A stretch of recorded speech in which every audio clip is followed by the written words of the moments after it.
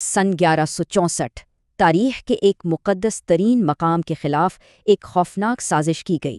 تاریخ میں فرعون اور سکندر جیسے بڑے بڑے بادشاہوں کے مقبرے بھی محفوظ نہ رہ سکے، مگر ایک جگہ 1400 سال سے ہر خطرے سے محفوظ ہے، اور وہ ہے مدینہ میں روضہ رسول صلی اللہ علیہ وسلم۔ یہ کہانی اس واقعے کی ہے جب یہ حفاظت خطرے میں پڑی۔ اس کی شروعات ہوئی ایک خواب سے۔ دمشق کے سلطان نور الدین زنگی ایک رات دہشت سے جاگ اٹھے۔ وہ بہت طاقتور حکمران تھے، لیکن اس خواب نے انہیں ہلا دیا۔ خواب میں خود نبی اکرم صلی اللہ علیہ وسلم نے ان سے کہا، محمود، مجھے ان 2 آدمیوں سے بچاؤ۔ یہ خواب انہیں ایک ہی رات میں 3 بار آیا، اور ہر بار پہلے سے زیادہ واضح۔ سلطان کو یقین ہو گیا کہ یہ خدائی اشارہ ہے۔ ان کے وزیر نے بھی تصدیق کی کہ مدینہ خطرے میں ہے۔ فوراً ایک خفیہ مشن شروع ہوا۔ سلطان نے 2 مہینے کا سفر صرف 16 دن میں طے کیا۔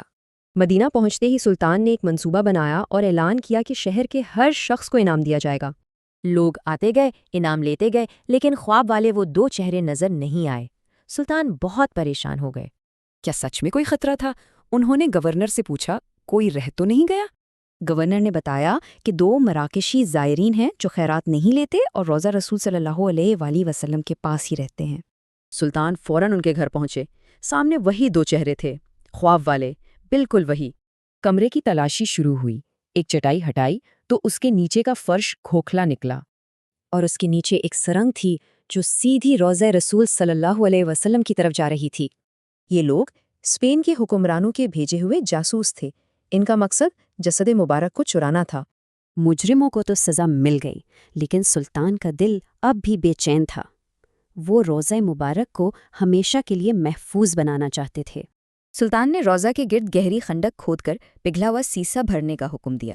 سیسے کی یہ دیوار آج 900 سال بعد بھی روضہ مبارک کی حفاظت کر رہی ہے۔ یہ کوئی پہلا یا آخری خطرہ نہیں تھا۔ تاریخ میں ایسی اور بھی کئی کوششیں ہوئیں، لیکن ہر بار حملہ آور ناکام ہوئے، اور ہر بار بچاؤ کو ایک معجزہ ہی سمجھا گیا۔ سلطان زنگی کی یہ کہانی ایمان کی وہ طاقت دکھاتی ہے جو ایک بادشاہ کو اپنا تخت چھوڑنے پر مجبور کر دیتی ہے۔